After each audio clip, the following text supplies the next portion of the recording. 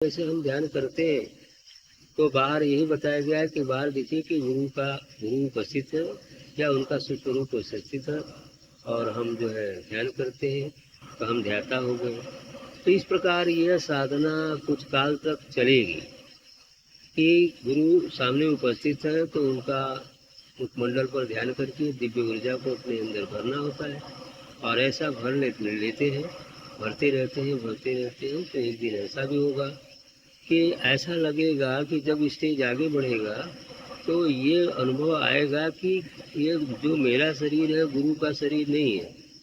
अब ये मेरा शरीर मेरा नहीं है बल्कि गुरु का शरीर हो गया है, ऐसा अनुभव होगा। अब अपने आप को ये अनुभव होगा अंतर अंतर में कि मेरा शरीर अब नहीं रह गया, ये शरीर गुरु का ही है।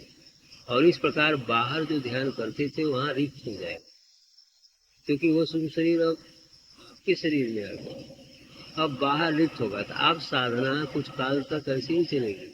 अब ये अनुभव होगा कि गुरु शरीर मेरा शरीर तो गुरु शरीर हो गया, ध्यान अंदर में ही जाएगा, बाहर तो ये नहीं दिखाई नहीं देगा, बाहर से गायब हो गया है।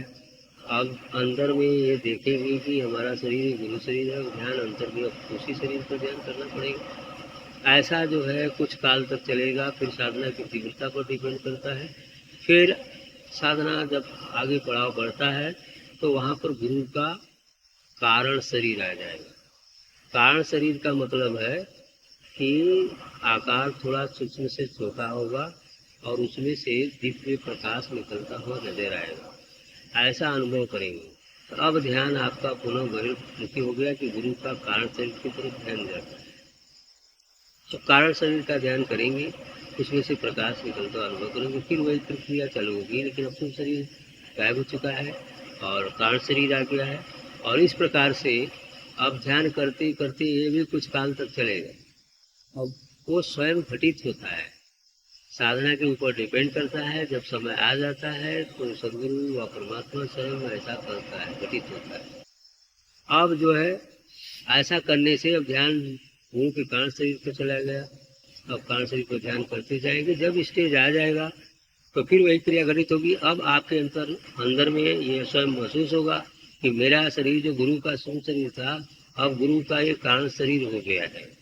अब गुरु का कारण शरीर हो गया, अब अपने आप को गुरु के कारण शरीर अनुभव करेंगे। अब बाहर फिर खाली हो जाएगा, बाहर फिर खाली हो जाएगा। तो जब बाहर फिर खाली हो जाएगा तो ऐसा लगेगा कि हम कुछ नहीं कर रहे हैं, लेकिन इससे घबराना नहीं होता है।